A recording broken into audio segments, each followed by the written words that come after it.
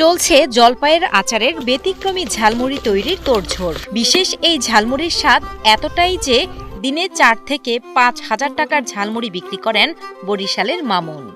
দীর্ঘ 11 বছর ধরে ব্যাপক জনপ্রিয়তার সাথে জলপাইয়ের আচারের মজাদার লোভনীয় ঝালমুড়ি বিক্রি করে বেশ সচ্ছলভাবে চলছেন পরিবার নিয়ে।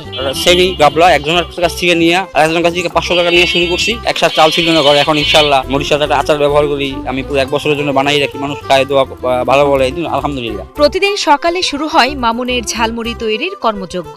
ঝালমুড়ি তৈরির সকল ধরনের মশলা, ছোলা, আচার তৈরিতে সাহায্য করেন তার স্ত্রী।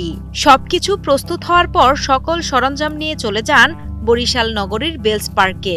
সকাল 11টা থেকে রাত 11টা পর্যন্ত চলে মামুনের ঝালমুড়ির বেচা বিক্রি। এভাবেই দিনে 4 থেকে 5,000 টাকার ঝালমুড়ি বিক্রি করেন বলে জানান মামুন।